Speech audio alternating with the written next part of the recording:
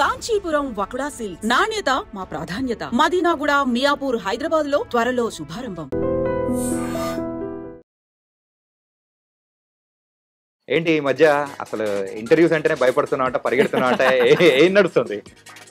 అడిగేరా పాటతో మొదలెడతాం.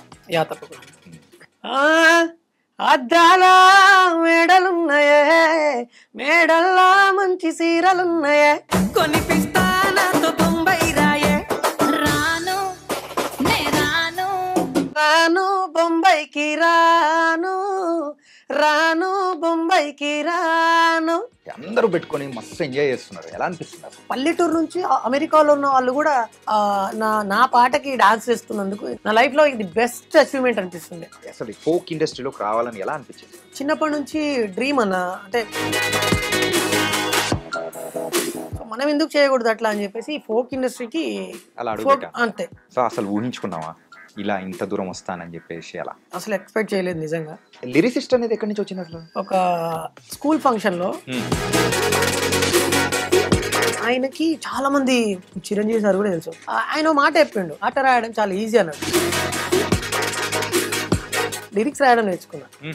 అదే ఏం చదువుకున్నావు? నేను చదివింది అయితే ఇంటర్ అన్న, కానీ మనుషులు చదివిన. మనుషులు చదివి మా జీవితం చదివేసినట్టు చెప్పినావు తెలుసా. ఈ డి అనేది ఎట్లా వచ్చింది అసలు? చిట్టి మాస్టర్ సజెస్ట్ చేశాడు నన్ను.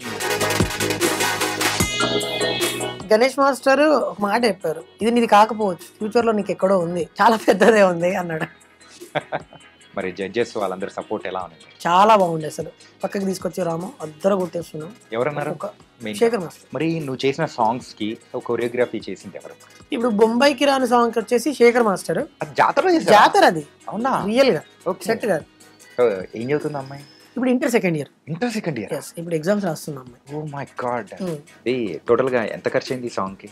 3,55,000. ఎన్ని డేస్ చేశారు? ఇది 2 days. వచ్చింది ఎంత?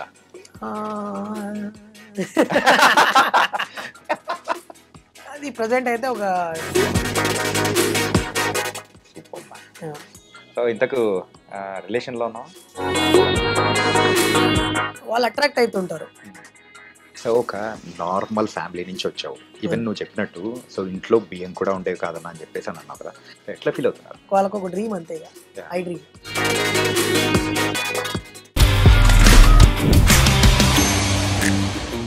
ఎవరన్నా ఒక అమ్మాయిని బొంబాయికి పోదాం రా అంటే రాను, నేను బొంబాయికి రాను అంటూ కూడా మొత్తం ఇప్పుడైతే కంప్లీట్ ఒక ఫోక్ సాంగ్ ఇండస్ట్రీలోనే హయ్యెస్ట్ వ్యూస్తో కూడా మరి ముందుకెళ్తున్న సాంగ్ ఇది. మరి ఆ సాంగ్లో యాక్ట్ చేసిన, యాక్టింగే కాదు మరి పాడిన అండ్ లిరిక్స్ రాసిన రామ్ రాథోడ్ ఇప్పుడు మనతో పట్టినాడు. మరి అయితే లేట్ చేయకుండా ఆ పాట పాడిచ్చేసుకుందాం, వీలైతే ఆట కూడా ఆడిచ్చేద్దాం. హాయ్ రామ్, ఎలా ఉన్నావు? బాగున్నాను, మీరు బాగున్నారా? చాలా బాగున్నా. ఏంటి ఈ మధ్య అసలు ఇంటర్వ్యూస్ అంటేనే భయపడుతున్నా అంట, పరిగెడుతున్నా అంట, ఏం నడుస్తుంది? అడిగేరా లేదు, యాక్చువల్లీ బిజీ అయిపోయావు ఫుల్గా? ఈ వర్క్స్ ఉన్నాయి అన్న, ఇక సాంగ్ బాగా ఫేమ్ అయింది కదా, కొంచెం వర్క్స్ అయితే బాగా నడుస్తుంది ప్రజెంట్. ఏ ముహూర్తాన ఆ పాట మొదలెట్టారో కానీ సో మొత్తానికైతే అందరూ దగ్గరికి, అంటే చిన్న పిల్లల దగ్గర నుంచి పెద్దవాళ్ళ వరకు అందరూ బాగా ఎంజాయ్ చేస్తున్నారు. రాను బొంబాయికి రాను అంటూ కూడా. ఎందుకంటే నా వాయిస్ సరిగ్గా ఉండదు కాబట్టి ఆ పాట పాడలేదు, పాడదాం అనిపించినా కానీ. ఓకే, తగు పాటతో మొదలెడతావా? యా తప్పకుండా. అద్దాల మేడలున్నాయే, మేడల్లా మంచి సీరలున్నాయే, సీరంచు రైకలున్నాయే, కొనిపిత్తా నాతో బొంబాయి రాయే, రాను నే రాను, రాను బొంబాయికి రాను, రాను బొంబాయికి రాను, రాను బొంబాయికి రాను, రాను బొంబాయికి రాను. సూపర్. రామ్ రాథోడ్, అసలు ఈ సాంగ్ ఇంత సూపర్ సక్సెస్ అయింది. అండ్ ఎక్కడైనా కానీ పల్లెటూర్లలో ఆటోల వాళ్ళ దగ్గర నుంచి మరి ట్రాక్టర్లో మరి వెళ్తున్న కూలన్న వాళ్ళ దగ్గర నుంచి అందరూ పెట్టుకొని మస్తు ఎంజాయ్ చేస్తున్నారు. ఎలా అనిపిస్తుంది అసలు ఇంత సక్సెస్ అవడం? చాలా హ్యాపీగా ఉందన్న. అంటే నేను రీల్స్ చూస్తున్నా, ఆ రీల్స్లలో దాదాపు మన ఇండియాలో ఉన్న పల్లెటూరు నుంచి అమెరికాలో ఉన్న వాళ్ళు కూడా నా పాటకి డాన్స్ చేస్తున్నందుకు నిజంగా నాకైతే చాలా హ్యాపీగా ఉంది అండ్ ప్రౌడ్గా కూడా అనిపిస్తుంది. ఎందుకంటే మన తెలుగు పాట ప్రపంచ స్థాయిలో నిజంగా ఒక ఉర్రూతు లోపిస్తుంది. అసలు నిజంగా నాకైతే చాలా హ్యాపీగా ఉంది. నా లైఫ్లో ఇది బెస్ట్ అచీవ్మెంట్ అనిపిస్తుంది. ఓకే, కానీ ఈ సాంగ్ మరి షూట్ చేస్తున్నప్పుడు కానీ సో ఇంత సక్సెస్ అవుతుందని కూడా ఎవరు ఊహించరు, కానీ అంతకు మించిన సక్సెస్ అనేది కూడా వచ్చింది. అండ్ కామెంట్స్ కూడా మీకు బాగానే వచ్చింది. So one of the best comment ఏంటి? బెస్ట్ కామెంట్స్ అంటే ఆల్మోస్ట్ వాళ్ళు కామెంట్ పెడుతున్నారంటే వాళ్ళు ఏదో ఆలోచించి వాళ్ళు మనసులో ఏదో రన్ అయ్యి వాళ్ళు ఏదో ఫీల్ అయ్యి కామెంట్ ఖచ్చితంగా బాగుంది అని పెట్టే కామెంట్ కూడా మంచి కాంప్లిమెంటే. అంటే ప్రతి ఒక్క కాంప్లిమెంట్ నాకు చాలా హ్యాపీ అనిపించింది. ఆ కాంప్లిమెంట్స్ చాలా బూస్ట్ ఇచ్చింది. అసలు ప్రతి ఒక్క కాంప్లిమెంట్ నాకు హ్యాపీ అనిపించింది. ఒక్కొక్కరైతే I'm from Assam, I'm from Odisha, I'm from Kerala, I'm from Sri Lanka, I'm from Dubai. అసలు వరల్డ్ వైజ్గా అసలు కామెంట్స్ వస్తుంటే చాలా చాలా హ్యాపీ అనిపిస్తుంది. సరే, ఈసారి అమ్మాయితో బొంబాయికి కాకపోతే ఈసారి దుబాయ్ అని పెట్టి వస్తుంది వస్తుందేమో. ఓకే, సాంగ్ అయితే సూపర్ ఉందప్ప. దీనికంటే ముందు ఒకసారి అబ్జర్వ్ చేసుకుంటే ఓ చిన్న రాములమ్మ అని చెప్పేసి ఆ సాంగ్ కూడా సూపర్ సక్సెస్ అయింది. అంటే అది కూడా మిలియన్ వ్యూస్ అనేది కూడా కొడుతూ ఉంది. అసలు ఫోక్ ఇండస్ట్రీలోకి రావాలని ఎలా అనిపించింది?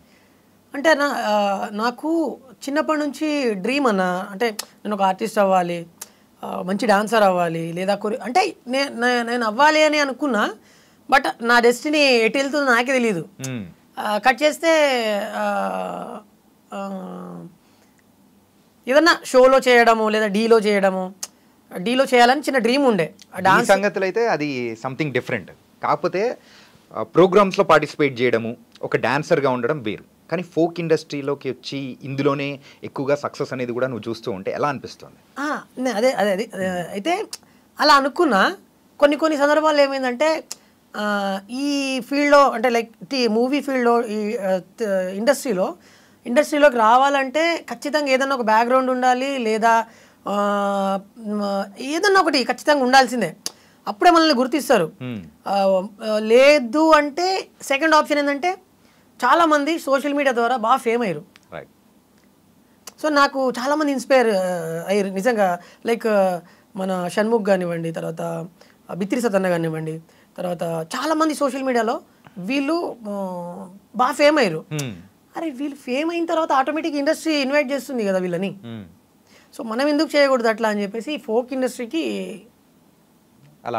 అంతే అలా అడుగుపెట్టిన. ఎన్ని సంవత్సరాలు అయింది ఈ సాంగ్స్ ఇలా చేసుకుంటూ, ఫోక్ సాంగ్స్ చేసుకుంటూ? ఆఫ్టర్ లాక్డౌన్ అంటే ఒక 3-4 ఇయర్స్ అనుకోవచ్చా? అంతేనా? ఓకే. సో ఈ 3-4 ఇయర్స్లో ఇప్పటివరకు ఎన్ని సాంగ్స్ చేసావు? సాంగ్స్ అయితే నేను మేబీ ఒక 100 పాడి ఉంటానా. 100 దగ్గరలో పాడడం. మరి కొరియోగ్రఫీగా చేసుకోవడం కానీ, సో అందులో నువ్వు యాక్ట్ చేయడం కానీ? నేను యాక్ట్ చేసింది ఒక 40 దగ్గర ఉన్నాయినా. అంటే ఇంకా రిలీజ్ అయ్యేటి ఉన్నాయి, పెండింగ్ ఉన్నాయి, చాలా సాంగ్స్ ఉన్నాయి, అవి రిలీజ్ అయ్యేటి ఉన్నాయి. ఇప్పుడు ఒక్కొక్కటి అయితే 1.5 year కింద చేసిన సాంగ్స్ ఇప్పుడు రిలీజ్ అవుతున్నాయి. సో ఇది మంచి సక్సెస్ వచ్చినందుకా ఏంటి? అది అంటే నాకు తెలీదు, బట్ ఇప్పుడు ప్రజెంట్ అది నడుస్తుంది. ఓకే. అండ్ సో ఇప్పుడైతే కంప్లీట్గా సో యువర్ డెస్టినీ అనేది డిఫరెంట్గా ఉంది. ఓకే. సో అసలు ఊహించుకున్నావా ఇలా ఇంత దూరం వస్తానని చెప్పేసి? అలా అంటే అన్న అసలు ఎక్స్పెక్ట్ చేయలేదు నిజంగా. మనం 100% మన ఎఫర్ట్ పెడతాం. ఇప్పుడు ఏదైనా ఒక బిజినెస్ కానీ ఇంకేదైనా ఏ ఫీల్డ్లోనైనా మనం 100% ఎఫర్ట్ పెడతాం. మన ఫలితం అయితే ఆశించకూడదు. సో నేను అలాగే ఉన్నా. నా చిన్న రాములమ్మ విషయంలో కానివ్వండి, తర్వాత ఈ సాంగ్స్ అన్నిట్లో నేను అన్ని సాంగ్స్ 100% ఎఫర్ట్ పెట్టా. రిజల్ట్ ఆలోచించలేదు ఎప్పుడు. బట్ ఆ రిజల్ట్ అనేది ఆటోమేటిక్గా నాకు అచీవ్ అవుతుంది. కానీ అది మామూలు అచీవ్మెంట్ కాదు. కానీ యాజ్ ఎ సింగర్గా అండ్ ఒక డాన్సర్గా కానీ ఇవన్నీ చేస్తున్నావు, కానీ లిరిసిస్ట్ అనేది ఎక్కడి నుంచి వచ్చింది అసలు? అది ఏంటంటే అది ఉండాలి, ఏంటంటే మినిమమ్ ఆ నాలెడ్జ్ కానీ అది కంప్లీట్ డిఫరెంట్ ఉండాలి. సో అది ఎట్లా వచ్చిందా అనిపించింది? గాడ్స్ గిఫ్ట్ అంతేనా? అదొకటి. తర్వాత చిన్నప్పుడు ఒక స్కూల్ ఫంక్షన్లో వివేకానంద స్కూల్ అని మా భూత్పూర్ విలేజ్లో అదే మెయిన్గా ఒకప్పుడు నా చిన్నతనంలో ఓకే. నేను నాకు 7-8 ఇయర్స్ ఉన్నప్పుడు అంటే ఇప్పుడు కూడా ఉంది, బట్ ఆ స్కూల్కి నరసింహ సార్ అని ఉంటాడు, ఆయన విలేకరే. ఓకే. ఆయనకి చాలామంది చిరంజీవి సార్ కూడా తెలుసు. సో ఈయన పెద్ద పెద్ద వాళ్ళని ఇన్వైట్ చేస్తుండే గెస్ట్లుగా. ఓకే. సో నేను వెళ్ళినప్పుడు గోరింటి వెంకన్న సార్ వచ్చాడు అక్కడికి. వచ్చినప్పుడు సంతా మా ఊరి సంత అని సాంగ్ పాడిండు. నేను ఎక్కడో క్రౌడ్లో ఎక్కడో మూలలో ఉన్నా, ఆ పాటలు పాడుతున్నాడు, ఆయన ఎంటర్టైన్ చేస్తుంటే ఇంతమంది జనాలు అట్లా కూర్చొని చూస్తున్నారు, చప్పట్లు కొడుతున్నారు, ఇంత ఎంటర్టైన్ అవుతున్నారు. ఆయన అరే అమ్మ అసలు మనం ఎందుకు చేయకూడదు ఇట్లా, మనం ఎందుకు కాకూడదు, ఆ స్టేజ్కి మనం ఎందుకు వెళ్ళకూడదు అని ఆ చిన్నప్పుడే కొంచెం అలా ఊహించుకుంటుండే అంత క్రౌడ్లో. అసలు భలే అనిపిస్తుండే అది. ఆయన మాట చెప్పిండు, పాట రాయడం చాలా ఈజీ అన్నాడు. అట్లెట్లా, ఓకే, ఎలా అసలు ఎలా సాధ్యమవుతుంది అని చెప్పేసి ఆలోచించిన. ఎలా అన్నాడు అంటే, ఇప్పుడు తమలపాకు కట్ట, కొత్తిమీర కట్ట, బుట్ట, ఈ ప్రాసలు మనకి ఎండ్ ఆఫ్ ది లైన్, ఆ లైన్కి ఎండ్లో ఆ ప్రాస అనేది క్లియర్గా కలిసేటట్టు మనం ఏదైనా వర్డ్స్ క్రియేట్ చేసుకోవాలి. ఒక పదాన్ని అంటే లైక్ ఒక సిచ్యువేషన్ని చూసి ఆ సిచ్యువేషన్ క్రియేట్ చేసుకున్నప్పుడు ఆ పాటలో ఆ పదాలు ఇవన్నీ వర్ణించేటప్పుడు ఆ ప్రాస మర్చిపోకుండా కరెక్ట్గా కుదిరేటట్టు పాటని రాయాలి. అందుకేనేమో ఈ బొంబాయికి సాంగ్ దాంట్లో అయితే స్టార్టింగ్ మరి మేడ అంటావు, మేడ తర్వాత చీర అంటావు, చీర తర్వాత చీర అంచు అంటావు, తర్వాత బొంబాయి తీసుకుపోతారా అన్నీ ఉన్నాయంటావు. సో అలా వచ్చిందేనా ఇది కూడా? అద్దాల మేడలు ఉన్నాయే, మేడల్లా చీరలు ఉన్నాయే, చీరంచు రైకలు ఉన్నాయే, కొనిపిత్తా నాతో బొంబాయి రాయే. ఆ ఎండింగ్ లో ప్రాస అనేది ఖచ్చితంగా ఉండాలి. ఆ ప్రాస ఉంటేనే పాట అదొక కవిత్వం. ఇక ఆ కవిత్వం ఆ టైప్ ఆఫ్ లిరిక్స్ అనమాట. సో నేను అది మైండ్లో పెట్టుకొని చాలా ట్రై చేశా. లాక్డౌన్లో కూర్చొని ఏం పని చేస్తాం ఇంట్లో, మనం ఏం నేర్చుకోవాలి, ఖాళీగా ఉండి ఏం చేస్తాం ఇంట్లో, బయటికా వెళ్ళలేము, లాక్ చేసేసి ఇంట్లో పడేసారు అందరినీ. ఏం చేయాలి, ఏం నేర్చుకోవాలి అని చెప్పి ఆ 3 months లిరిక్స్ రాయడం నేర్చుకున్నా. ఓకే, మనకి ఎప్పటికైనా యూజ్ అవుతుంది. బతుకుతామా చచ్చిపోతామా అది తర్వాత విషయం, ఒకవేళ బతికితే మనకి ఇది యూజ్ అవుతుంది ఖచ్చితంగా అని చెప్పి లిరిక్స్ రాయడం నేర్చుకున్నా. బాగా థింక్ చేసేటోని, నైట్లో అయితే నిద్రపోకపోయేది అసలు. ఓకే, అసలు ఫుల్ లిరిక్స్ మీద పెట్టేసాం అన్నమాట. ఫస్ట్ ట్యూన్ పాట అనుకోవాలి, మనం ఎందుకు రాయకూడదు కొత్తగా పాటలు, ఎందుకు క్రియేట్ చేయొద్దు.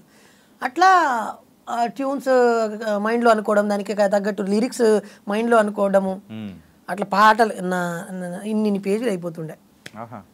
అంటే అంత కష్టపడేటోని, అంటే లైక్ నైట్ 1, 2, 3 అయ్యేది ఆలోచించడానికి. అప్పుడు ప్రశాంత్ మా ఇంట్లో లొల్లి.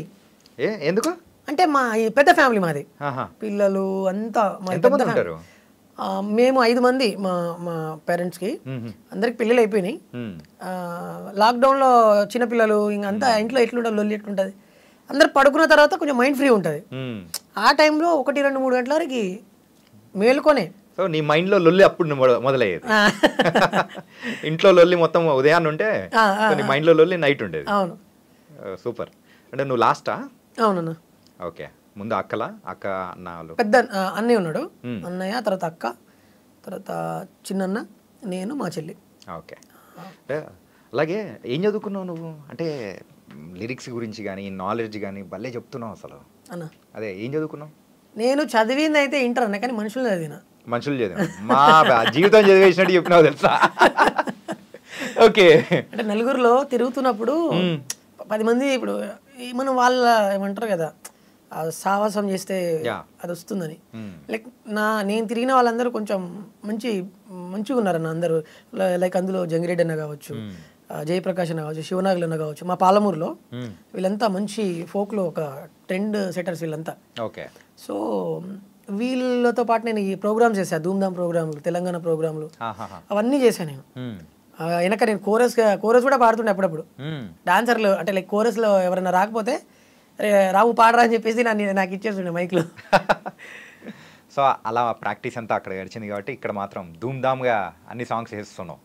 ఇది ఇంకొక విషయం మర్చిపోయాను. చెప్పు.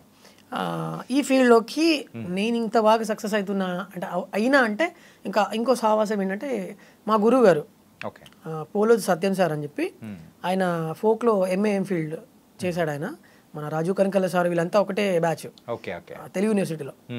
సో ఆ సార్ నాకు లైక్ దాన్ని ఏమంటారు నిచ్చెన అంటారు కదా, సారే ఓకే నా లైఫ్కి. ఎవరో ఒక గురువు ఉంటే మనం ఇంకా ఫాస్ట్గా వెళ్ళగలుగుతాం అనేది నుంచి ఇదే అనమాట నిదర్శనం. సూపర్. అలాగే ఈ సాంగ్స్ రాయడము పాడడము ఓకే, మరి డాన్సర్గా ఎక్కడి నుంచి మొదలైంది?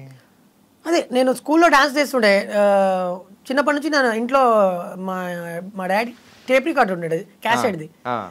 అది మేము పూనా బొంబాయి వెళ్ళినప్పుడు మా డాడీ తీసుకొని ఇంట్లో పెడుతుండే. అది సెటర్ టీవీ ఉంటుండే ఓల్డ్ బ్లాక్ అండ్ వైట్లో. తర్వాత ఇదో VCD ఉంటుండే. ఇవన్నీ ఉంటుండే మా ఇంట్లో. మా ఇంట్లో ఓపెన్గా చెప్పాలంటే బియ్యం లేకపోతుండే, కానీ ఇవి ఉంటుండే. ఓకే, మనం చాలా పూరు. అంటే మా డాడీకి బాగా ఇష్టం ఈ పాటలు వినడం, హిందీ పాటలు వినడము. మా ఫ్యామిలీలో అందరం వింటాం, పాటలు వింటాము, మేము బాగా ఎంజాయ్ చేస్తాం అనమాట. సో అట్లా డాడీ తీసుకొచ్చి ఇంట్లో పెట్టిండు అది. నాకు అదేంటో మరి మ్యూజిక్ వినిపిస్తే ఆటోమేటిక్గా నేను ఎగురుతుండే. ఎప్పుడు స్కూల్కి డుమాలు కొట్టి మరి ఎగురుతుండే ఇంట్లో. అట్లా నాకు డాన్స్లో బాగా ఇంట్రెస్ట్ వచ్చింది. పెళ్ళిళ్ళలో చేయడము. మా విలేజ్లో నాకు వరుసగా మామ అవుతాడు. ఆ మామ పెళ్ళిళ్ళలో నాకు 6th క్లాస్, నేను ఆ టైంలో 6th క్లాస్. అసలు నీ లైఫ్లో ఆ 6th 7th క్లాస్ అనేది చాలా క్రూషియల్ అనుకుంటా. ఏంటంటే ఒక లిరిక్స్ రాయడానికి కానీ అండ్ దాంతోపాటు ఇలా డాన్సింగ్ మరి నీ కెరియర్ మొదలెట్టడానికి కానీ మంచిగా ఉపయోగపడినట్టుంది. ఆ 6th క్లాస్లో నేను అసలు నేను వాళ్ళ ఇంట్లో కూడా వెళ్ళే పరిస్థితి కాదు. అయినా కూడా ఎక్కడో నేను బాక్స్ దగ్గర బయట పెడతాడు. పెళ్ళి రేపు ఉంది అనగా అంతకంటే ముందు రోజు బాక్సులు బయట పెడతారు కదా ఊర్లో వినిపించడానికి. ఆ స్పీకర్ దగ్గర మేమందరము చిన్న పిల్లలు డాన్స్ చేస్తుండే. ఆ స్పీకర్లో నిల్చొని డాన్స్ ఎగురుతుంటుంటే నేను ఒక్కడే వెరైటీ చేస్తుండే. అంటే లైక్ నా మూమెంట్స్, బాడీ మూవ్స్ అంతా డిఫరెంట్ ఉంటుండే. అది చూసి ఆ ఇంట్లో వాళ్ళందరూ చూసి నైట్ నన్ను స్టేజ్ ఎక్కిచ్చేసి డైరెక్ట్ వాళ్ళు స్టేజ్ ఎక్కిచ్చి, అరే చేయరా డాన్స్ బాగా చేస్తాను, నీకు పైసలు ఇస్తామన్నారు. అమ్మ పైసలు ఇస్తారా? డాన్స్ చేస్తే పైసలు ఇస్తారా? డాన్స్ చేస్తే పైసలు ఇస్తారా అని చెప్పి, సరే ఓకే బాగుంది అని చెప్పి డాన్స్ చేసా. సాంగ్ చమ్కా చమ్కా చమ్కీ చిరుత సాంగ్ అప్పుడే రిలీజ్ అవుతుంది. సాంగ్స్ ఆడియో రిలీజ్ అయింది. సో అది బాగా వైరల్ అవుతుంది సాంగ్ అప్పటికే. నాకు అది బాగా నచ్చింది పాట. ఆ సాంగ్కి నేను డాన్స్ చేశా. నాకు ఆ టైంలో ఆ పెళ్లి కొడుకు ఎవరైతే ఉన్నాడో ఆయన 100 రూపీస్ ఇచ్చిండు నాకు వచ్చి. నాకు 100 రూపీస్ అంటే వామ్మో ఇదేంది అనుకున్నా. 100 అంటే మనకి ఇప్పుడు 1000తో లెక్క. 1000 కూడా కాదు, 1 lakh నాకు అంటే ఆ సిచ్యువేషన్ అప్పుడు లైక్ ఓకే డాన్స్ చేస్తే ఇలా ఉంటుంది అని చెప్పి నాకు ఇంకా బాగా ఇంట్రెస్ట్ వచ్చింది. ఇంకా చేయాలని చెప్పి. సో ఆ రోజు నుంచి స్టిల్ ఈ రోజు దాకా డాన్స్ అంటే ప్రాణం. డాన్స్ చేస్తూనే ఉంటా. ఏదో ఒకటి నా మైండ్లో నడుస్తూనే ఉంటుంది ఈ ఫీల్డ్ వరకు. మరి ఈ డి అనేది ఎట్లా వచ్చింది అసలు? అది డి అంటే ఇప్పుడు లైక్ ఫోక్లో నేను కొంచెం సోమశిలి సాంగ్ తర్వాత బాగా కొంచెం ఫేమ్ వస్తుందని చెప్పి సెలబ్రిటీ సీజన్స్లలో మంచి డాన్సర్ కావాలి కొంచెం తెలిసి ఉన్న వ్యక్తి అయితే బాగుంటుంది అని చెప్పి వాళ్ళు, అందుకే కదా అంటే దాని పేరు కూడా సెలబ్రిటీ సీజన్ పెట్టారు. First one second one second season. Okay. So చిట్టి మాస్టర్ సజెస్ట్ చేశాడు నన్ను. రాము రాథోడ్ ఉన్నాడు నాతో చేసినోడే మనోడు. ఆ తర్వాత ఇప్పుడు మంచి ఫేమ్లో ఉన్నాడు. సో మనోడిని తీసుకుందాము అని చెప్పి చిట్టి మాస్టర్ మళ్ళీ టీంకి సజెస్ట్ చేస్తే వాళ్ళు నాకు కాల్ చేసి, రాము గారు మీరు మా డీకి కంటెస్టెంట్గా చేస్తారా, సెలబ్రిటీ సీజన్ 2 చేస్తున్నామని అంటే నిజమా అనిపించింది. అసలు అనుకోలేదు కదా, అసలు ఎక్స్పెక్ట్ చేయలే. కట్ చేస్తే వెళ్ళిన తర్వాత నా 100% ఎఫర్ట్ పెట్టా. అండ్ చాలా మందికి నిజంగా ఓపెన్గా ప్రతి ఒక్కరు కలిసిన వాళ్ళందరూ బ్రో నువ్వు విన్ కాలేదేమో కానీ మా దృష్టిలో నువ్వు విన్నర్ బ్రో అంటారు డైరెక్ట్. సో నిజంగా నాకు చాలా హ్యాపీ అనిపిస్తుంది అప్పుడు వాళ్ళు అంటున్నప్పుడు. అంటే చాలా మందికి నా పర్ఫార్మెన్స్ ప్రతి ఒక్క పర్ఫార్మెన్సెస్ నచ్చినాయి. అండ్ నేనంతా 3-4 గంటల వరకు నైట్ ప్రాక్టీస్ చేస్తున్నాడు. ఇది లాస్ట్ క్లైమాక్స్, సో ఆ సీజన్ క్లైమాక్స్. సో 2 విన్నర్స్ని నిల్చోబెట్టి, సో నువ్వు ఇంకో పక్క జానులిరి, సో 2 నిల్చోబెట్టి ఆ టైంలో సో గెలవనా అని చెప్పేసి అప్పుడు నువ్వు గెలవలేకపోయావు. సో అప్పుడు దాన్ని ఎలా యాక్సెప్ట్ చేసుకుని మనం ముందుకెళ్ళావు చెప్పు. నేను లైక్ నాది గ్రాండ్ ఫినాలే 11-1లోనే నేను ఎలిమినేట్ అయ్యా. వీళ్ళు లెవెల్ 2 ఎవరెవరంటే పండు మాస్టర్ వాళ్ళ టీము, ప్రేమ్ రంజిత్, జానులీరి. సో వీళ్ళిద్దరూ లాస్ట్, మనోడు రన్నర్ అప్, మన జానులీరి విన్నర్. సో నేను థర్డ్ వన్ అనమాట. సో లెవెల్ 1లోనే నేను ఎలిమినేట్ అయ్యా. సో అప్పుడు దాన్ని యాక్సెప్ట్ చేసుకొని మరి ముందుకు వెళ్ళడానికి ఎలా అనిపించింది? సో అంటే గెలుపు ఓటమిలు అనేది నాకు, నేను ఆల్రెడీ లైక్ చాలా మందికి నేనే మోటివేట్ చేస్తుంటా. అదేదో నాకే జరిగినప్పుడు నేను ఎందుకు స్పాంటేనియస్గా తీసుకోవద్దు? అంటే చెప్పడం అది వేరుంటుంది, కానీ మనకు అంటే మన వరకు వచ్చేటప్పటికి మనం కూడా అలాగే రియాక్ట్ అవుతాం కదా. సో దాన్ని రియాక్షన్ అనేది కూడా వేరుంటుంది. గణేష్ మాస్టర్ ఒక మాట చెప్పారు, రాము ఇక్కడ నీకు లేకపోవచ్చు, ఇది నీది కాకపోవచ్చు, ఫ్యూచర్లో నీకు ఎక్కడో ఉంది, చాలా పెద్దదే ఉంది అన్నాడు. సో ఆ మాట నేను మైండ్లో పెట్టుకున్నా. మరి జడ్జెస్ వాళ్ళందరూ సపోర్ట్ ఎలా ఉంది? చాలా బాగుండే అసలు. పర్సనల్గా ఆన్ స్క్రీన్ కాకుండా ఆఫ్ స్క్రీన్ కూడా పక్కకి తీసుకొచ్చి రాము అద్దర కొట్టేస్తున్నావు. ఎవరన్నారు? శేఖర్ మాస్టర్ అన్నాడా? ఓకే. అద్దర కొట్టేస్తున్నావు, ఒక్కొక్క పర్ఫార్మెన్స్ చాలా బాగా చేస్తున్నావు, ఇలాగే కష్టపడు, విన్నయ్యే చాయిసెస్ ఉన్నాయి అన్నాడు. అంటే అట్లా చాలామంది అసలు జడ్జెస్ ఎవరు సజెస్ట్ చేయరు, ఎందుకంటే ఒక జడ్జిగా తన పని చేస్తుంటాడు. బట్ ఆయన పర్సనల్గా నాతో మాట్లాడాడు. సో నాకు చాలా హ్యాపీ అనిపించింది. అండ్ నేనైతే 100% అయితే, అంటే ఇదే మ్యాటర్, నాకైతే 100% నేను విన్నర్. యా.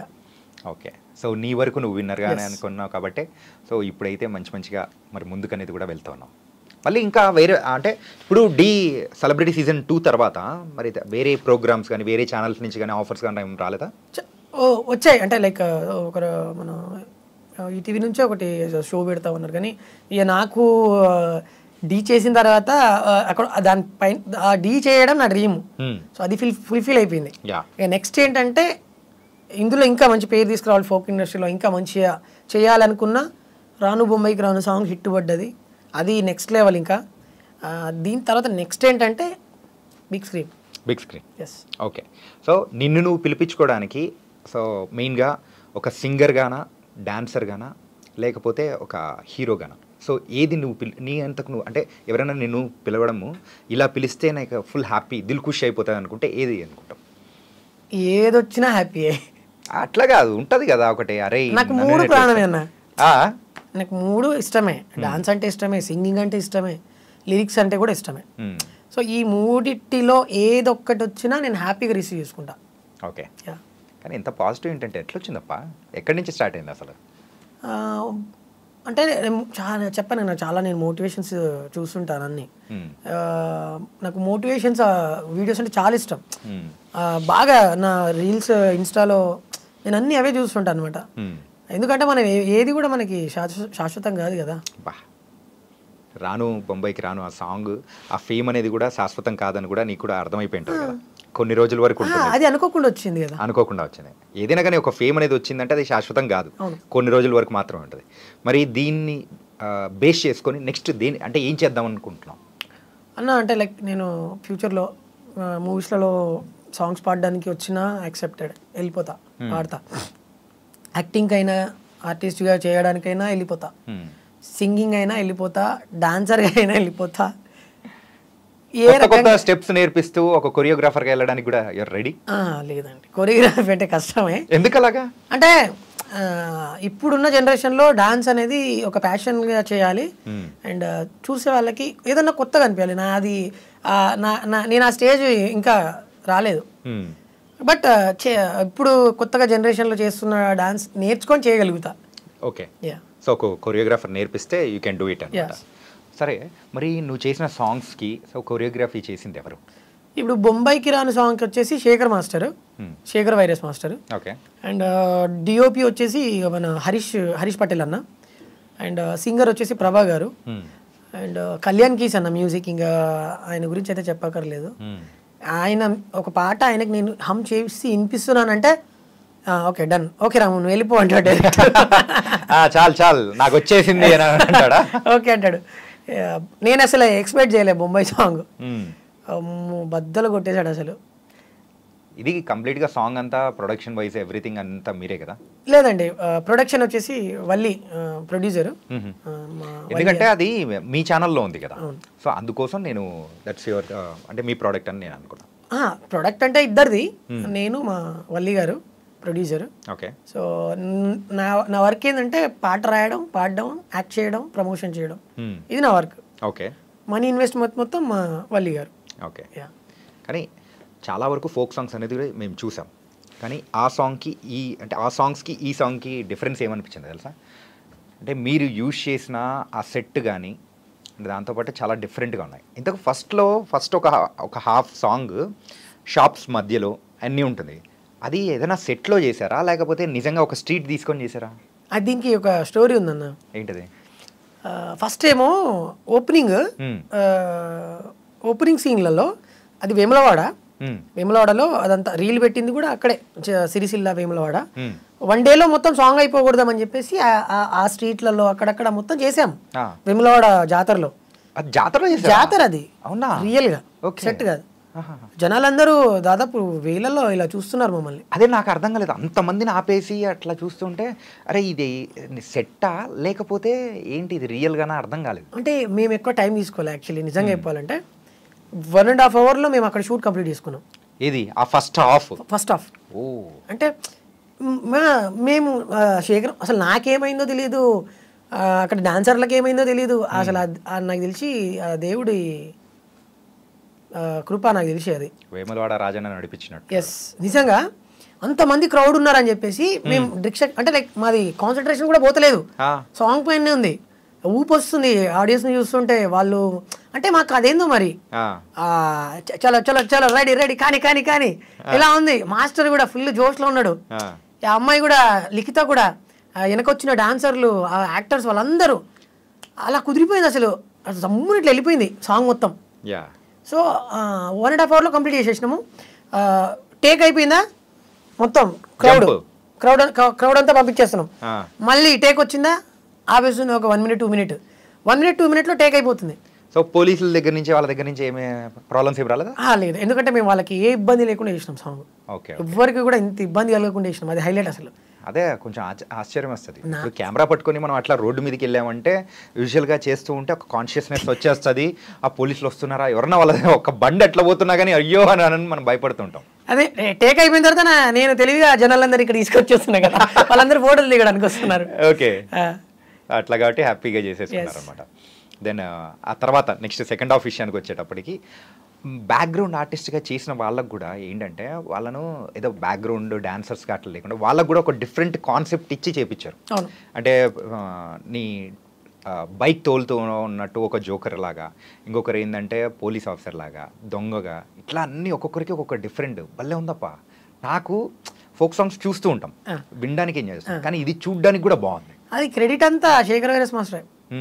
అసలు ఆ సాంగ్ పంపించిన తర్వాత ఆయన ఏదేదో మాట్లాడిండు. ఫస్ట్ రాము ఇగో ఇంట్లో ఒకటి దొంగోడు ఉంటాడు, ఒకటి పోలీసుడు ఉంటాడు, ఇట్లా జోకరోడు ఉంటాడు, వీళ్ళు ఒక్కొక్కరు ఒక్కొక్క యాక్ట్ చేస్తుంటారు.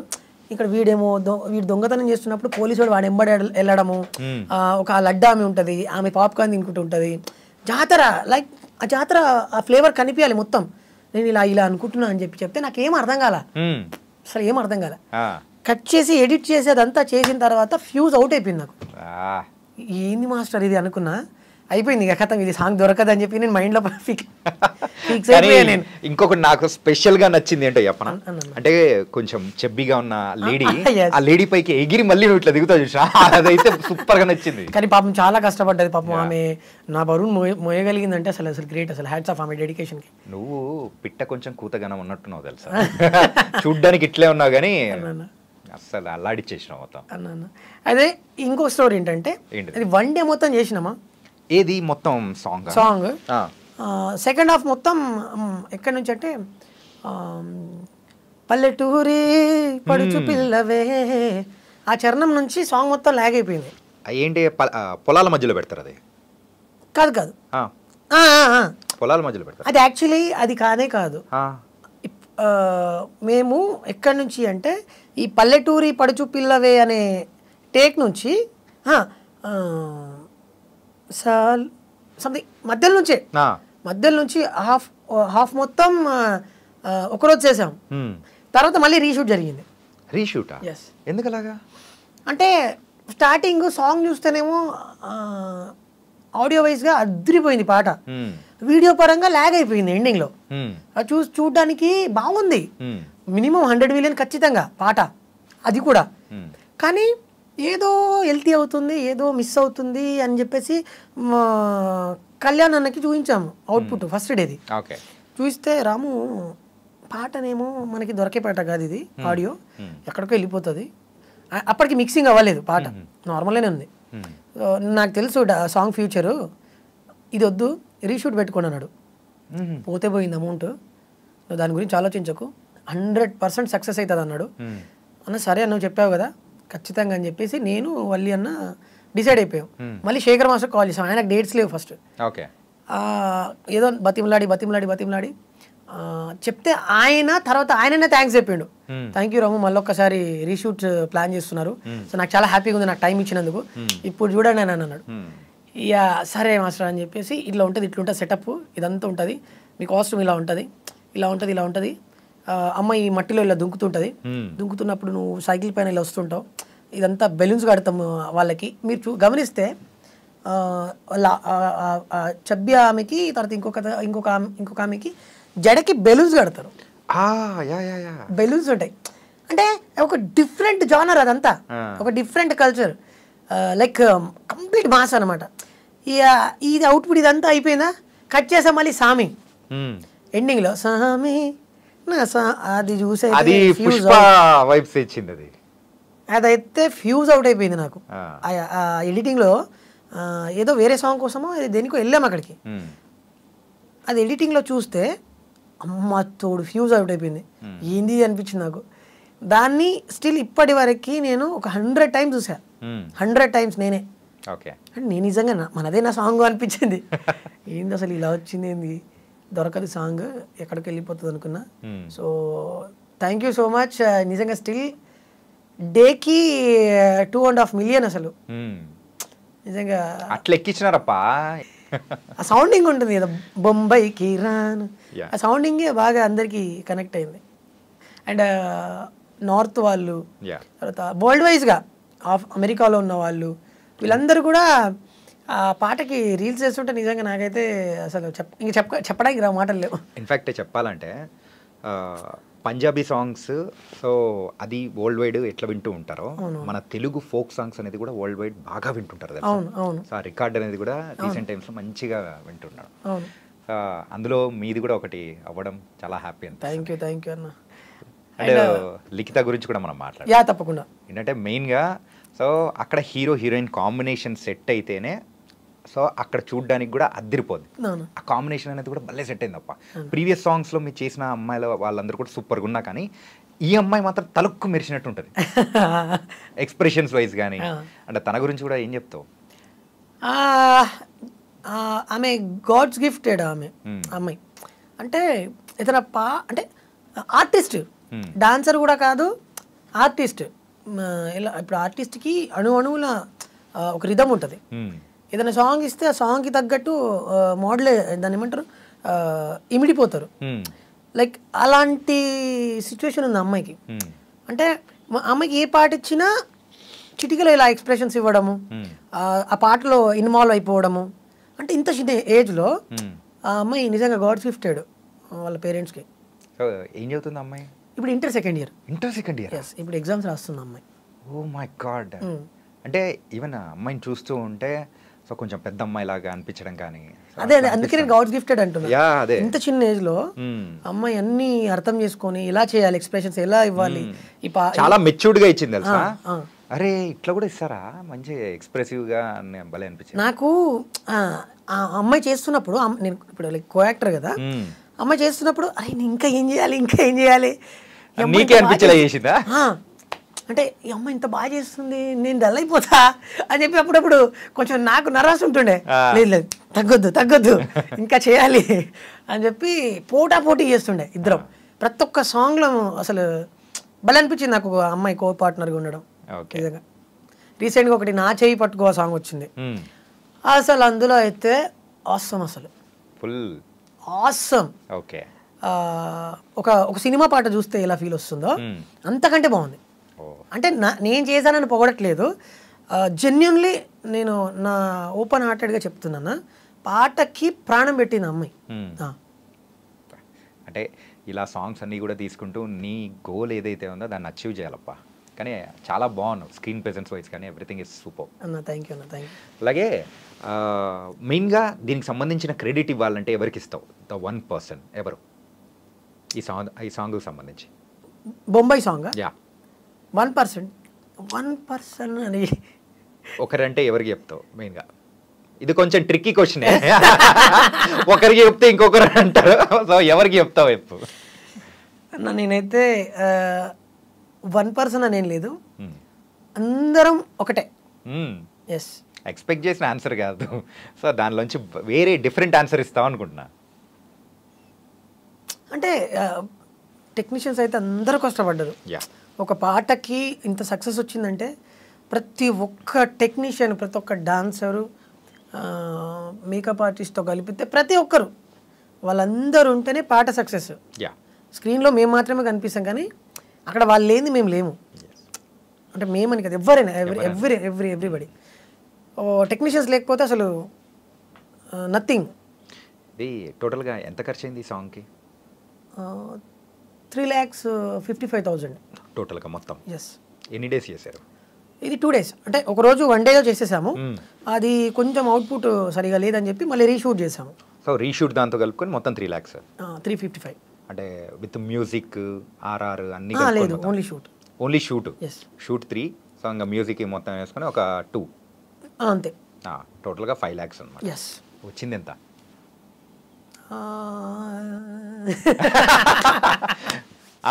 అంటే ఇప్పుడు ఇన్కమ్ ట్యాక్స్ ఏం రారలే కానీ ఇన్కమ్ ట్యాక్స్ అనేది వచ్చినా మనం చేసి తప్పు కాదు కదా, అది వాడు యూట్యూబ్ వాళ్ళు ఇచ్చేది. అది ప్రజెంట్ అయితే ఒక 20 వరకు ఎర్న్ అయింది. Super man. మొత్తానికైతే మంచి హిట్ కొట్టారు. ఇంకా నెక్స్ట్ ఎన్ని సాంగ్స్ రాబోతున్నాయి నువ్వు అండ్ లిఖిత కాంబినేషన్లో? ఎందుకంటే ఒక హిట్ పేరు అనే ఒక ముద్ర పడిపోయింది ఇద్దరికి. సో నెక్స్ట్ ఏం రాబోతున్నాయి మీ ఇద్దరు కాంబినేషన్లో?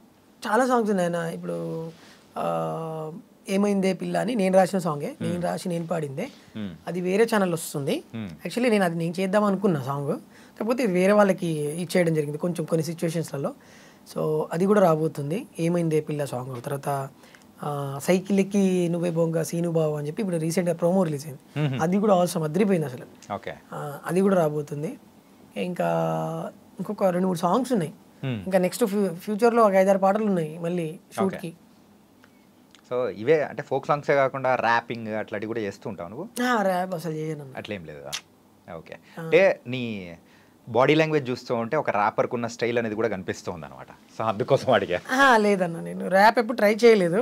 అంటే ర్యాప్కి మెయిన్గా బేస్ వాయిస్ కావాలి. నేనేమో టాప్లో పాడతా సాంగ్స్ అన్ని, అంటే హై పిచ్. ఎస్.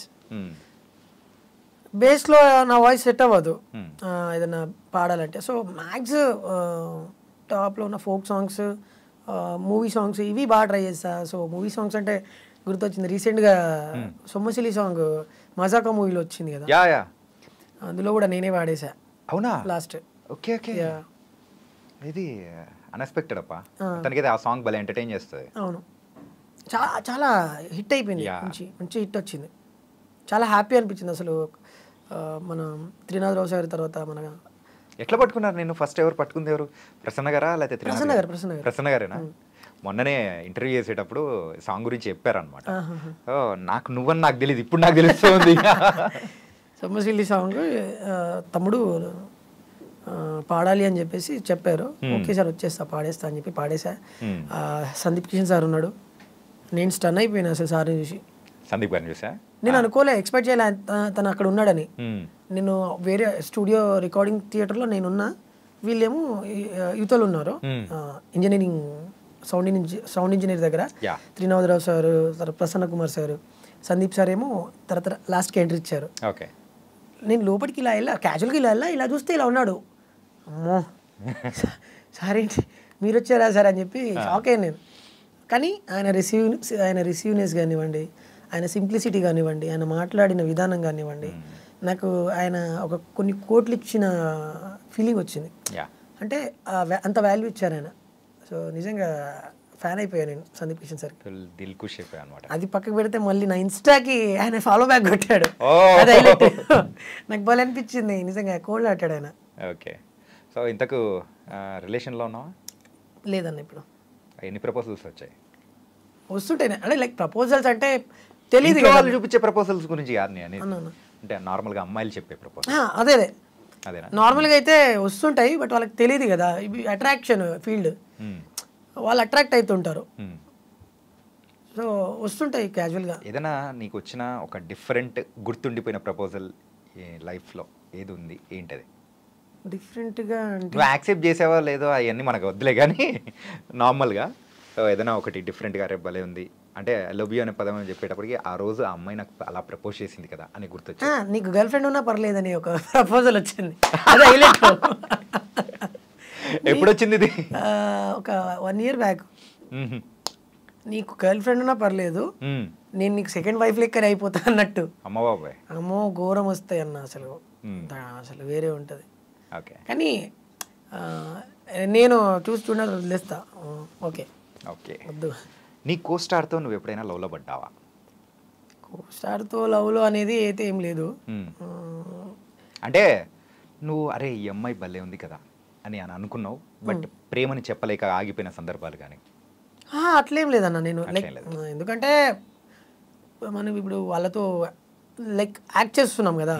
సో ఎలా ఉంటుందంటే మనకు అలాంటి ఫీలింగ్స్ అయితే రాదు. ఎందుకంటే ఇప్పుడు ఎవరైనా సరే, ఎవరైనా ఆర్టిస్టులు ఉన్నారంటే ఆన్ స్క్రీన్ దాన్ని ఒక ఆర్ట్ లెక్కనే చూస్తారు.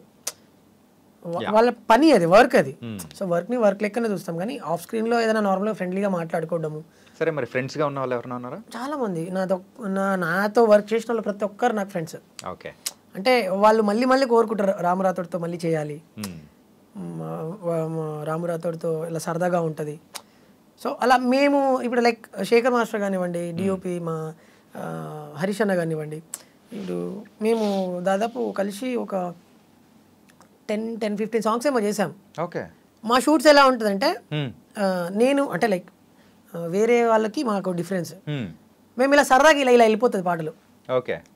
అదేదో ఆడుతూ పాడుతూ కంప్లీట్ చేసినట్టు అలా ఉంటుంది మాది. అంటే స్టార్ట్ అయ్యిందా షూట్, ప్రాక్టీస్ నుంచి షూట్ అయిపోయే వరకు ఏదో ఒకటి మాట్లాడుతూనే ఉంటాం. మాట్లాడితే బ్రేక్ ఉన్నప్పుడు జోక్స్ చేసుకుంటా, కామెడీ ఫన్నీగా, చాలా ఎంజాయ్మెంట్గా, హ్యాపీగా అలా సాగిపోతూ ఉంటుంది మాది. కొన్ని దగ్గరనేమో కొంచెం నేను మాట్లాడకుండా ఉండడము, లేదా వాళ్ళు మాతో కొన్ని అలా ఉంటాయి, కొన్ని బోరింగ్ అనిపించడము. కానీ మేమున్నప్పుడైతే అంటే లైక్ నేను హరీష్ అన్న శేఖర్ మాస్టర్ మేమంతా ఉన్నప్పుడైతే మాతో కో యాక్టర్స్ ఉంటారు కదా, లైక్ ఇప్పుడు లిఖిత కానివ్వండి, ఇంకా వేరే వాళ్ళు ఉన్నా కూడా వాళ్ళు చాలా హ్యాపీగా ఎంటర్టైన్ అవుతారు. అండ్ చేస్తే ఇంకొక పాట చేయాలి మీతో అనే ఫీలింగ్లో ఉంటారు వాళ్ళు. చుట్టూ ఎన్విరాన్మెంట్ మీరు అలా క్రియేట్ చేస్తారు కాబట్టి ఎవరైనా కానీ ఫుల్ ఎంజాయ్ చేస్తారు. ఓకే. సో ఒక నార్మల్ ఫ్యామిలీ నుంచి వచ్చావు, ఈవెన్ నువ్వు చెప్పినట్టు సో ఇంట్లో బియ్యం కూడా ఉండేవి కాదన్నా అని చెప్పేసి అని అన్నావు కదా. మరి అట్లాంటి ఫ్యామిలీ నుంచి వచ్చావు అంటే ప్రజెంట్ ఇప్పుడు నువ్వు సంపాదిస్తున్న సంపాదన చూసి తల్లిదండ్రులు కానీ మీ అన్న అక్క చెల్లెలు వాళ్ళు కానీ సో ఎట్లా ఫీల్ అవుతున్నారు? అంటే వాళ్ళు ఆల్వేస్ ప్రౌడ్గా ఫీల్ అవుతుంటారు. అండ్ ప్రజెంట్ అయితే వాళ్ళు ఇంకా అంతే, వాళ్ళకు ఒక డ్రీమ్ అంతే, ఇక ఐ డ్రీమ్. అటు తిప్పి మా దగ్గరికి వేసాను ఒక డ్రీమ్ అది. ఓకే. డ్రీమ్ ఫుల్ఫిల్ అవుతుంది అనమాట. సో ఇల్లు అలాంటివి ఏమన్నా కట్టించుకున్నారా? ప్రజెంట్ అది వర్క్ నడుస్తుందన్న. నడుస్తుందా? ఓకే. ప్రజెంట్ ఇప్పుడు అదే వర్క్లో ఇప్పుడు వర్క్ నడుస్తుంది. ఇంటర్వ్యూ అయిపోతే వెళ్ళాలి ఇప్పుడు ఇంటికి. మళ్ళీ ఇంటికి వెళ్ళేసి ఆ పనులు చూసుకోవాలి. ఎన్ని సిమెంట్ బస్తాలు వచ్చాయి, ఇసుక వచ్చిందా రాలేదా అనా? నిజంగా నైస్ అప్ప. ఎక్కడ స్టార్ట్ చేసావు అండ్ ఇప్పుడు ఎలా వెళ్తున్నావు అనేది కూడా ఒక చాలా ఇన్స్పైరింగ్ స్టోరీ, చాలా సూపర్గా ఉంది. సింపుల్ అన్న. మనిషి అనుకుంటే ఏదైనా సాధించవచ్చు. రైట్. ఒకటి డెడికేషన్ అనేది చాలా ఇంపార్టెంట్. ఏ ఫీల్డ్లో అయినా సరే మనం చేసే పనిలో డెడికేషన్ ఉంటే ఖచ్చితంగా అది మనల్ని ఎప్పటికైనా సరే సక్సెస్ చేస్తుంది పక్కా. కానీ ఇప్పుడు నాకు కొంచెం ఈ టైం లేక కొంచెం నేను నా టైం సెట్ చేసుకోలేకపోతున్నా. కానీ ఖచ్చితంగా డెడికేషన్ ఉంటే ఖచ్చితంగా మనిషి ఎక్కడికైనా వెళ్ళిపోతాడు. సరే, ఈసారి నా కోరిక మేరకు సో రాను బొంబాయికి రాను అని చెప్పేసి అనేది కదా, దుబాయ్ పెట్టేసి ఇంకో సాంగ్ వచ్చేసి ఓకేనా, అప్పుడు నేనే గుర్తు రావాలి నీకు. అప్పుడు దుబాయ్ వాళ్ళు పిలుస్తారు నన్ను. దుబాయ్ వాళ్ళు పిలుస్తారు, దుబాయ్ షేక్ పిలుస్తుంది మిమ్మల్ని అని అంటది. నైస్ అప్ప, really all the very best. ఇంకా బోల్డ్ అని మంచి సాంగ్స్ రావాలి, ఇంకా క్రోర్స్ వ్యూస్ అనేది కూడా కొట్టాలి. Thank you so much. All the best Ram Rathod. Thank you. Thank you.